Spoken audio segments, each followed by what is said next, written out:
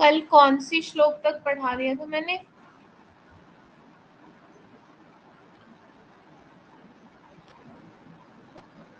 स्नेह की 3 मात्राएं होती है। कौन सी श्लोक तक पढ़ा दिया था? 32 से पढ़ाना है। स्नेह की प्रधान मात्रा सेवन करने योग्य रोग और रोगी, यहाँ से पढ़ाना है ना। प्रधान मात्रा सेवन करने योग्य, हाँ ठीक है, ओके। एक मिनट।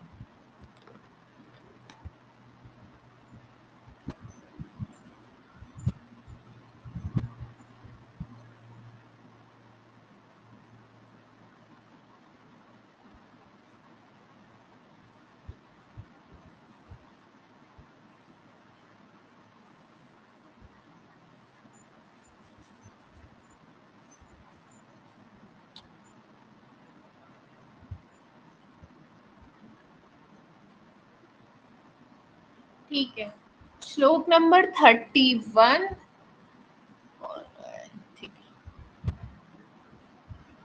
ठीक है, जल्दी जल्दी करेंगे, 15% बैटरी है इसमें।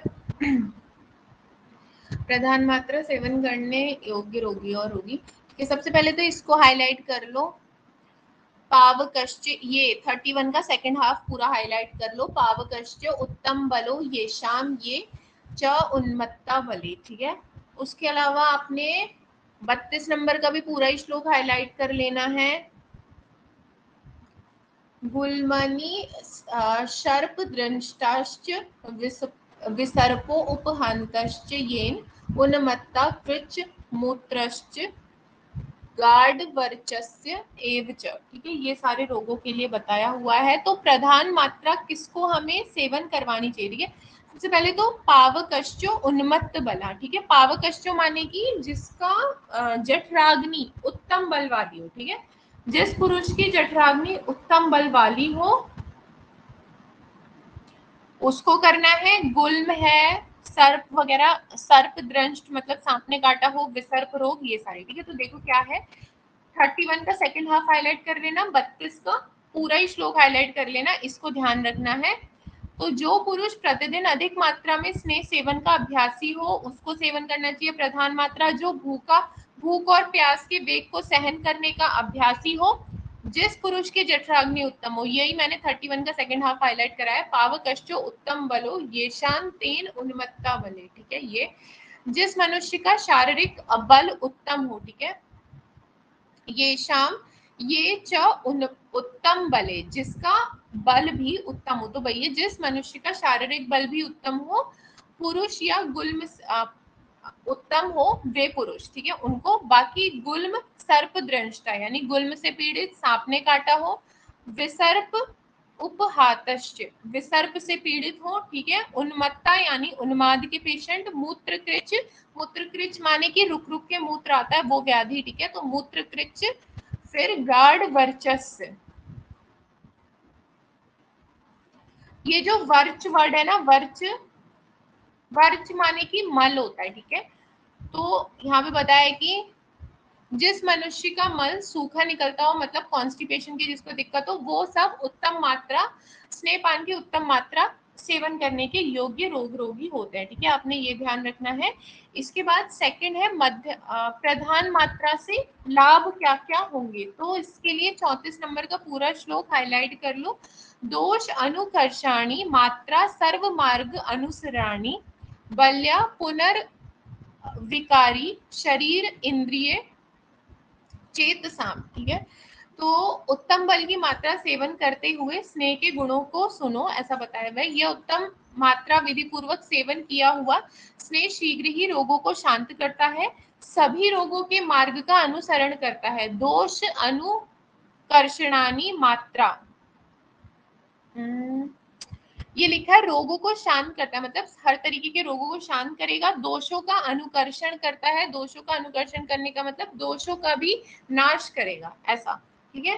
फिर सर्व मार्ग अनुसरणानी, मतलब जितने भी मार्ग के हमने व्याधियां पढ़ी थी, मतलब कि ऊर्ध्व, अधो, तिर्यक, या तो ये कह लो, या शाखा आश्रित, कोष्ठ आश्रित, मर्म, संधि, अस्थि आश्रित, इस तरीके की जो भी मार्ग के हिसाब से व्याधियां पढ़ी थी, सर्व मार्ग अनुसर सारणी, हर तरीके के मार्ग के व्याधियों का नाश करने वाला, ठीक है। रोगों के मार्ग का अनुसरण करने वाला होता है, उनका नाश करने वाला है। और दोषों का भी अनुकर्षण करता है, दोषों को भी नाश करता है। बल्य पुनर्विकारिणी शरीर इंद्रिय चेतसाम, शरीर को बल्य है, यानी कि शरीर को बल देने वाला है। और क्या है, शरीर इंद्रिय चेतसाम, यानी शरीर इंद्रिय इन सभी के क्या है, जितने भी रोग है, पुनर्विकारी, मतलब जितने भी इनके रोग हैं उन सभी को नाश करेगा। तो ऐसा इसकी मात्रा के लाभ बताए हुए, तो आपने ये ध्यान रखना है। सारे दोषों का अनुकर्षण करता है, हर तरीके के मार्ग के रोगों का नाश करेगा, बल देने वाला है, इंद्रिय शरीर और मन के जितने भी रोग हैं उन सभी का नाश करने वाला है। ये प्रधान मात्रा के लाभ होते हैं, ये आपने ध्यान रखना है। 35 नंबर का श्लोक की तरफ आगे बढ़ेंगे। जहां पे मेरी आवाज आना बंद हो जाए या मेरा कनेक्शन लूज हो जाए तो मेरे को व्हाट्सएप पे मैसेज कर देना। ये एकदम से इसमें कनेक्शन चला जाता है लैपटॉप में और मेरे को पता भी नहीं चलता है, ठीक है, तो बता देना इसमें। इसके अलावा 35 और 36 नंबर की तरफ बढ़ेंगे। मध्यम मात्रा क्या होती है, ठीक है। मध्यम मात्रा सेवन करने के कौन योग्य है, कौन कैसे रोगों में सेवन करना चाहिए और कैसे रोगियों को सेवन करना चाहिए। तो एक चीज साइड में नोट कर लो कि ऑल स्किन डिसऑर्डर मध्यम स्नेह यूज, ठीक है, मध्यम मात्रा ऑफ स्नेह शुड बी यूज। जितने भी स्किन डिसऑर्डर है, हर तरीके की स्किन डिसऑर्डर में मध्यम मात्रा स्नेह की प्रयोग करानी चाहिए, इसको नोट कर लो। और लिख लो एक्सेप्शन विसर्प, एक एक्सेप्शन है विसर्प। ये विसर्प एक ऐसा स्किन डिसऑर्डर है जिसमें प्रधान मात्रा यूज करानी है। बाकी जितने भी तरीके की स्किन डिसऑर्डर्स होते हैं हमें सब में मध्यम मात्रा ही यूज करानी होती है, ठीक है, ये बात आपने ध्यान रखनी है। इसके अलावा 35 और 36 नंबर का श्लोक कहाँ गया? हाँ, 35 और 36 नंबर की श्लोक की मैं बात करूंगी तो ये दिया हुआ है, प्रमीडश्च वात शोणित काश्च, ये तो ये प्रमीढ़श्च, ये जो प्रमीड़ है ना, प्रमीड़, ये प्रमेह का पर्याय होता है, इसको लिख लो। प्रमीण प्रमेह का पर्याय है। तो प्रमेय में वात शोणित में, और एक तो ये हाईलाइट कर लो मेन जो ध्यान रखना है, बाकी स्किन डिसऑर्डर तो आपने ध्यान रखनी है जो अलग है। प्रमीणश्च वात शोणित शोणित शोणितकाश्च येन, ठीक है। इसके अलावा मृदु कोष्ठस्य, ये मृदु कोष्ठ वाले को भी देना है, मृदु कोष्ठस्य, जिसका मृदु कोष्ठ है उसको, ठीक है। अब एक बार यहाँ पे देख लो, लिखा है अरुष, ये सारी जितनी भी अब मैं पढ़ूंगी ये सब स्किन डिसऑर्डर्स है, ठीक है। अरुष्ट छोटी छोटी फुंसियां, स्पोट है, पीड़िका है, कंडू, पामा, ये सब स्किन डिसऑर्डर है, ठीक है। इन रोगों से पीड़ित तथा कोड़ी, ये भी कोड़ भी एक तरीके का स्किन डिसऑर्डर है। ये सब स्किन डिसऑर्डर्स में हमको पेशेंट को मध्यम मात्रा देना है। प्रमेय में देना है, वात रक्त में देना है, वात शोणित यानी कि वात रक्त यानी कि गाउट, ठीक है, इसमें देना है। जो अधिक नहीं खाने वाला है, जो ज्यादा स्नेह नहीं खाता उसको देना है, जिसका कोष्ठ मृदु है। अभी मृदु तीक्ष्ण कैसा कोष्ठ होता है ये भी इन्होंने आगे बताया, तो बोल रहे हैं मृदु कोष्ठ वाले को देना है, जिनका बल मध्यम है उनको देना है। ऐसे मनुष्यों को स्नेह की मध्यम मात्रा देनी चाहिए, ठीक है, ये बात आपने ध्यान रखनी है। इसके अलावा एक बात आती है 37 नंबर में मंद विभ्रंशा दिया है, तो इसको हाईलाइट कर लो। मध्यम मात्रा का ही दूसरा पर्यायवाची है मंद विभ्रंशा, ठीक है। मध्यम मात्रा के लिए एक और शब्द यूज किया जाता है जिसको कहते हैं मंद विभ्रंशा, इसको हाईलाइट कर लो। बलहारिणी, बलहारिणी यहाँ पे लिखा है, चा अति बलहारिणी, तो खाली बलहारिणी को हाईलाइट कर लो बस। तो अब देखो हिंदी में क्या लिखा है, इस मध्यम मात्रा में स्नेह का सेवन करने से अधिक उपद्रव नहीं होते हैं, इसीलिए इसका नाम मंद विभ्रंशा है। ये मात्रा बल को अधिक रूप में कम नहीं करती। और क्या लिखा है, एक मिनट, सुख से शरीर का स्नेहन करती है और शोधन के लिए भी इसका प्रयोग किया जाता है। तो ये सारी बातें हमने ध्यान रखनी है। मेन है मंद विभ्रंशा कहते हैं, और बल का नाश ये नहीं करती है किसी भी तरीके से भी।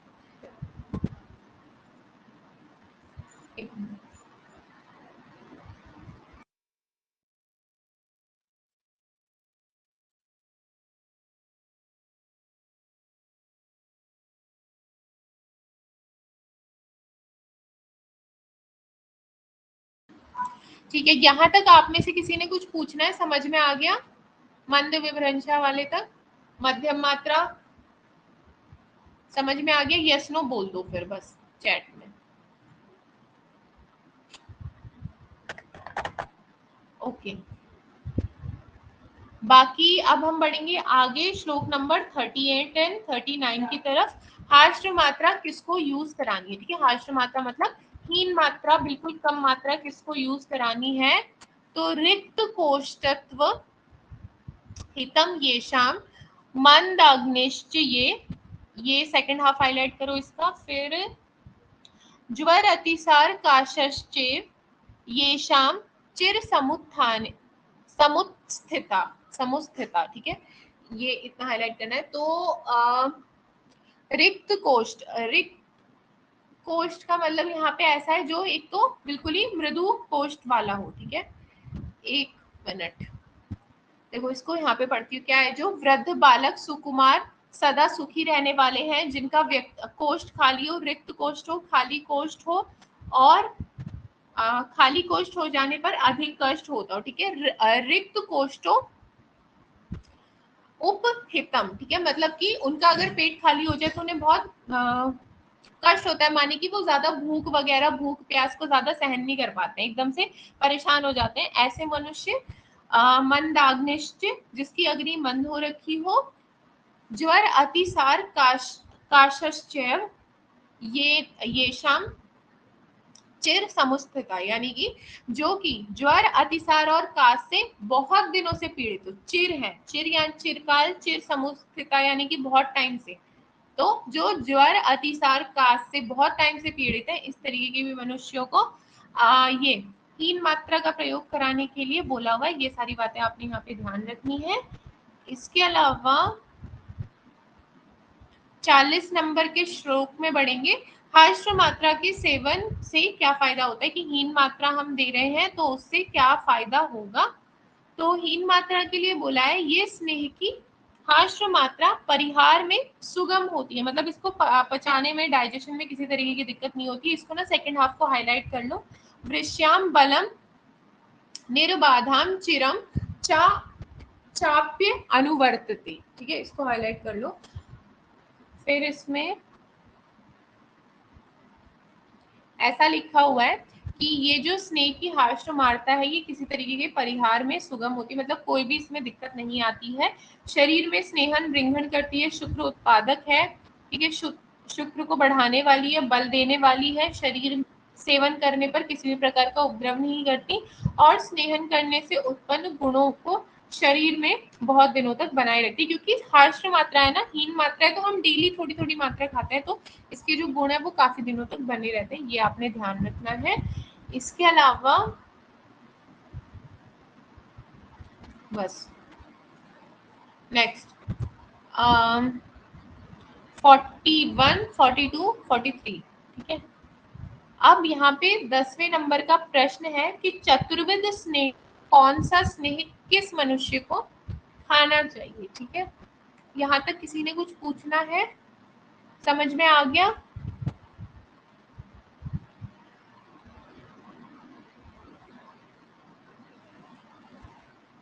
समझ में आ गया? बस यस का वाई लिख दो, मैं समझ जाऊंगी। नहीं समझ आया तो नो का एन लिख दो। हाँ ठीक है।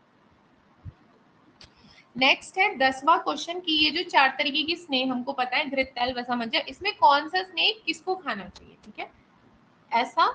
इसके अलावा एक मिनट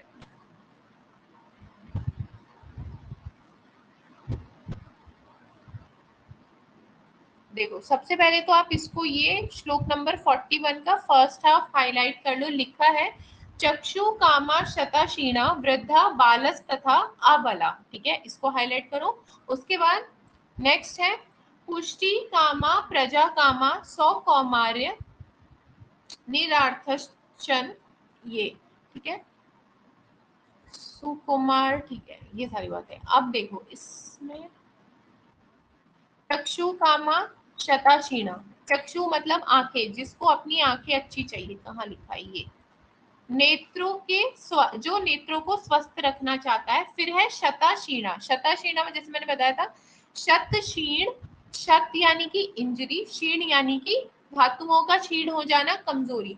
तो अगर किसी तरीके की इंजरी की वजह से हम कमजोर हो जा रहे हैं तो वो शत क्षीण है। तो उरा छत भी इसी को कहते हैं, शत क्षीण भी इसी के लिए बोलते हैं। तो किसी भी तरीके का शत हो रखा हो, इंजरी हो, तो वहां पे यूज कराना है। जिसका शरीर क्षीण हो गया हो, ये वही बात है। एक्चुअली ना इन्होंने हिंदी यहाँ पे अटपटी लिखी है, शताशीणा का, शतशीण जो है एक तरीके की ऐसी बीमारी है, इंजरी की वजह से हमें कमजोरी आ जा रही है वो, ठीक है। तो शताशीण में यूज कराना है। वृद्ध, वृद्ध लोगों को कराना है बाला, यानी बालक का है। वृद्ध को कराना है या जो अत्यंत दुर्बल हो, इन्होंने बाला, बालस तथा अबाला, ठीक है। वृद्ध लोगों को घी का सेवन कराना है, और जो बहुत ज्यादा कमजोर हो उसको हमें घृत का सेवन करवाना है। इसके अलावा पुष्टि कामम प्रजा कामम, ठीक है, जो पुष्टि कामम मतलब अपने शरीर को बलवान बनाना चाहता हो, एक सेकेंड, और प्रजा कामम मतलब कि संतान चाहिए जिसको बहुत सारी, और शुक्र की वृद्धि। हाँ देखो ये है, शरीर में पुष्टि चाहिए, संतान की इच्छा चाहिए। शरीर में पुष्टि यानी वही बल धातु वगैरह सबको उत्तम बनाना चाहता है। प्रजा कामा माने कि संतान की जो इच्छाएं रखता है। सुकुमार यानी कि जिस जो सुकुमार है, इनको हमें यूज कराना चाहिए, बाकी कांति ओज वगैरह कुछ काम का नहीं है। सुकुमारता तक ये जो 4-5 पॉइंट मैंने हाईलाइट करे हैं, ये आपने ध्यान रखने। ये किनको यूज कराना है, इनको घी का सेवन कराना है, ठीक है, इनको क्या कराना है, घी का सेवन इन मनुष्यों को कराना है। बस इसमें आप इतनी सी बातें ध्यान रखेंगे। सुकुमार मनुष्य ऐसे होते हैं जो किसी तरीके का बिल्कुल काम नहीं कर सकते, बहुत, जिसे आम भाषा में छुई मुई कहते हैं, इस तरीके के जो लोग होते हैं, बिल्कुल भी कलेश वो सहन नहीं कर सकते। कलेश इन द सेंस किसी भी तरीके का ट्रॉमा हो जाए, बिल्कुल उनके लिए बियरेबल नहीं है। हल्का फुल्का भी पेन हो जाए तो उनके लिए वो बहुत बड़ा इशू होता है। इस तरीके के जो लोग होते हैं वो सुकुमार होते हैं, ठीक है। इसके अलावा अब हम आगे बढ़ेंगे श्लोक नंबर 44, 45 एंड 46 में तेल किसको सेवन कराना चाहिए, इसके संदर्भ में बताई हैं कुछ बातें। बाकी यहाँ तक किसी ने कुछ पूछना है?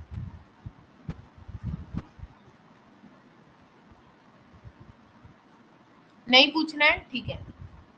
अब हम आगे बढ़ेंगे, तेल का सेवन किसे कराना है, तो यहाँ पे हिंदी में हाईलाइट करना है, जिन व्यक्तियों के शरीर में कफ मेदा अधिक बढ़ गया हो, जिनके गले और उदर में इतना मांस हो कि वो चलते समय हिलता हो, ठीक है, यहाँ तक हाईलाइट कर लेना है। जिनमें बहुत ज्यादा फैट हो, बेसिकली उनको यूज कराना है। फिर जो मनुष्य त्वचा को स्निग्ध बनाना चाहते हैं, त्वचम उष्णम, ये मैंने कल बताया था तेल के गुणों में, त्वचा के लिए हितकर, ठीक है। तो जो त्वचा को हितकर बनाना चाहते हैं, स्निग्ध बनाना चाहते हैं, वो इसको हाईलाइट करना। फिर सुलक्षण और पतली बनाना चाहते हैं, मतलब इन शॉर्ट स्किन को हम अपनी अच्छा बनाना चाहते हैं, जिनके उदर में कृमि हो गए हो, जिनका कोष्ठ क्रूर हो, क्रूर मध्यम वगैरह, मृदु मध्यम कैसा कोष्ठ है सब आगे पढ़ेंगे। क्रूर कोष्ठ वालों को, जो नाड़ी व्रण से पीड़ित हो, किसी तरीके का नर्व्स वगैरह में उनकी इंजरी हो, ऐसा कुछ, ठीक है। फिर या ब्लड वेसल या किसी भी तरीके के वेसल में उनके इंजरी हो बॉडी में, फिर लिखा है जिन लोगों को तेल खाने का अभ्यास हो गया हो, वे लोग ठंडे समय में तेल का पान कर सकते हैं। ये सारी बातें हमें तेल किसको खिलाना है उसके लिए बताया है।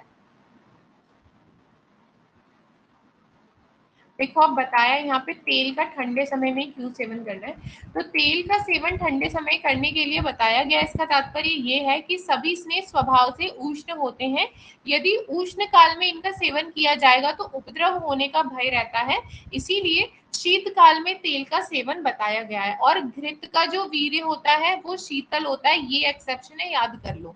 घृत का जो वीर्य है वो शीतल है, बाकी उष्ण होते हैं, ठीक है। इसीलिए तेल एक साथ ही शरीर में आवश्यकता अनुसार बल, स्थूलता, लघुता, कृष्णता सब कुछ उत्पन्न करता है। ये बात अष्टांग हृदय में स्पष्ट की गई है। ये ठीक है, तो ये सारी बातें हैं। बाकी और देखो मेद वगैरह के लिए क्यों बोला हुआ है, एक तो ये उष्ण है, हम खुद ही लॉजिक लगा सकते हैं, ये मेद और कफ सब क्या है, शीतलता के कारण है। उष्णता अपोजिट है तो ऑब्वियसली खत्म करेगा। स्टिल यहाँ पे देखो लिखा हुआ है, जब शरीर में मेदा की अधिकता हो जाती है तो मेद सारे स्रोतसों में आवृत हो जाता है, जिससे केवल मेद धातु की ही अति पुष्टि होती रहती है। मनुष्य अति स्थूल हो जाता है। तेल के सेवन से सारे स्रोतस खुल जाते हैं, क्योंकि तेल स्वभावतः व्यवायी होता है। ठीक है, अब ये व्यवायी का मतलब क्या होता है, और अपने उष्ण गुणों के कारण मेदा को कम करने वाला होता है, जैसे मैंने बताया है। स्रोतसों के खुल जाने से अग्रिम धातुओं को बनाने वाला होता है, इसलिए मोटे आदमी को पतला कर देता है। यही बात, ये सारी कहानी जो मैंने बता दी है वो ये। ठीक है, यहाँ तक आपको समझ में आ रहा है कुछ, या सब कुछ ऐसे ही लग रहा है गायब, या मैं बहुत तेज पढ़ा रही हूँ कि आप उसको कैच नहीं कर पा रहे हैं? कुछ हाँ ना बोल दो कोई। बहुत तेज पढ़ा रही हूँ क्या कि आप उसको नहीं कैच कर पा रहे हैं, या इतना बोरिंग है ये कि समझ में ही नहीं आ रहा है?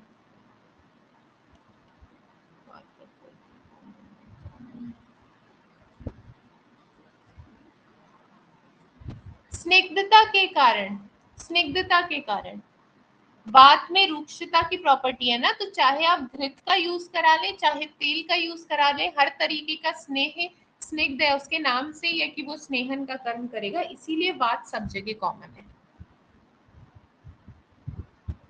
ठीक है रिजवान?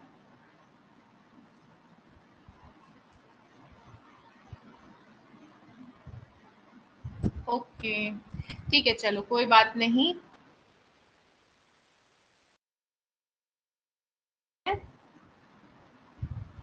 अब वसा का सेवन किसको करवाना है हमने?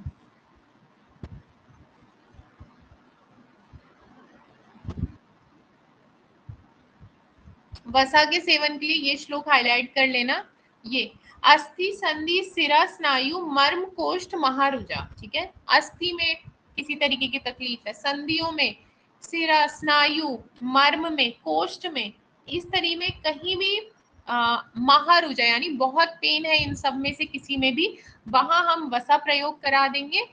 महश्च अग्नि बलम, जिसका अग्नि बल भी एकदम बहुत महाओ मतलब बहुत ज्यादा तीव्र उसकी अग्नि होनी चाहिए। ठीक है, जिनकी अग्नि अत्यंत तीव्र है, इस तरीके के मनुष्यों को वसा का सेवन कराना है। बाकी ये अस्थि संधि वाली बात करवानी है, क्योंकि कल भी मैंने वसा का जब इम्पोर्टेंस वगैरह बता रही थी तो भी वहां पे ऐसा कुछ कुछ बताया था, अगर आपको याद हो तो।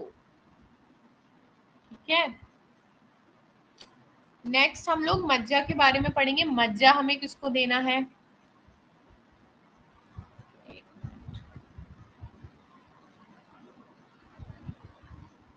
ठीक है, मज्जा के लिए ध्यान रखेंगे दीप्ताग्ने और घसमरा और क्रूर कोष्ठष्ट। ठीक है, दीप्ताग्नि बहुत तेज अग्नि है। घसमरा एक ऐसा, ये जो होता है ना जिसमें लगातार खाते रहते हैं, हमने वो पढ़ा था वहां पे, जिसमें गोधा की या वागु का प्रयोग कराने के लिए बोला था। क्षुधानाशक या वागु थी ना वो, जिसमें बहुत ज्यादा भस्मक रोग जो हमने पढ़ा था। ठीक है, जिसमें बहुत ज्यादा भूख लगती रहती है पेशेंट को, वही होता है घसमरा रोग। ठीक है, तो यहाँ पे हम इसको मज्जा का सेवन करवाते हैं। लिखा भी है जो बहुत अधिक भोजन करते हो यानी घसमरा, और जिनकी अत्यंत तीव्र अग्नि हो, क्रूर कोष्ठ वाले जो मनुष्य हैं जिनका कोष्ठ क्रूर हो, ऐसे मनुष्य को हमें मज्जा का सेवन कराना है। ठीक है, ये तीन बातें इसके लिए ध्यान रखनी है। अब लिखा है जिन जिन व्यक्तियों के लिए जो जो स्नेह हितकर होते हैं वे सभी यहाँ पे बता दिए गए हैं। इसके अलावा आगे हमें ये क्रूर कोष्ठ वगैरह के बारे में बताएंगे। चलिए अब हम देखते हैं क्वेश्चन नंबर 11 क्या पूछा था इन्होंने। तो स्नेह का प्रकर्ष काल, ठीक है, स्नेह का प्रकर्ष काल कब, मतलब कितने दिन तक खिलाना है, कैसे खिलाना है, ये सब। तो स्नेह का अधिक से अधिक 7 या 3 दिन, ठीक है।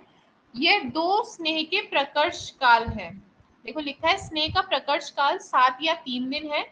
स्नेह का अधिक से अधिक प्रयोग 7 दिन तक और कम से कम 3 दिन तक। मैक्सिमम जो हम यूज करवाना चाहिए स्नेह का वो फॉर 7 डेज कराना चाहिए, और मिनिमम जो हमें करवाना चाहिए वो 3 दिन तक स्नेह का प्रयोग कराना चाहिए, ऐसा बताया हुआ है। अब इसका ना विमर्श जो लिखा है वो मैं पढ़ रही हूँ। 3 से 7 दिन तक ही स्नेह का प्रयोग कराना चाहिए। इससे कम दिन सेवन कराने पर शरीर स्निग्ध नहीं होता, और इससे अधिक सेवन कराने पर स्नेह प्रकृति के अनुकूल बन जाती है, अतः उससे कुछ लाभ नहीं होता, ठीक है। ज्यादा कराएंगे तो वो हमें साथ में हो जाएगा तो कुछ फायदा ही नहीं कराएगा, और कम कराएंगे तो उसका फिर हमें फायदा नहीं होगा। तो जितना निर्धारित काल है उतना ही हमको उसका यूज करना होता है। ये बात भी आपने विमर्श में 2-3 लाइन हाईलाइट कर लेनी है, ठीक है। इसके अलावा अब आते हैं 12वें क्वेश्चन पे। क्वेश्चन नंबर 12 क्या बोल रहा है? क्वेश्चन नंबर 12 कह रहा है स्नेहन के योग्य कौन से पुरुष है, किन पुरुषों को हमको स्नेहन कराना चाहिए। तो इसके लिए आपने ये सेकंड लाइन हाईलाइट कर लेनी है 52 की, ठीक है। व्यायाम मद स्त्री नित्याम स्नेहा सूर्य च चिंतकः, यानी कि जो व्यायाम करता हो नित्य, यानी डेली व्यायाम करता हो, डेली मदिरा का सेवन करता हो, मद का जो डेली स्त्री सेवन करता हो, यानी जो मैथुन कर्म डेली करता हो, ऐसे मनुष्य इनको स्नेह का प्रयोग कराना चाहिए। देखो यहाँ से देखना है, जो नित्य व्यायाम करने वाला हो, डेली व्यायाम, जो नित्य मदिरा का पान करता हो, जो नित्य स्त्री का सेवन करता हो, जो नित्य चिंता करने वाला हो, चिंतका लिखा हुआ ना, ऐसे मनुष्यों को स्नेहन कराना चाहिए, ठीक है। जिन व्यक्तियों का स्वतंत्र रूप से, बाकी स्वेदन जिसका हो रखा है उसको भी स्नेहन कराना है, ये बात है। बाकी काम का सिर्फ अपना 52 का सेकंड हाफ है, ये आपने हाईलाइट कर लेना है। अब हम बढ़ते हैं अयोग्य पुरुष कौन है।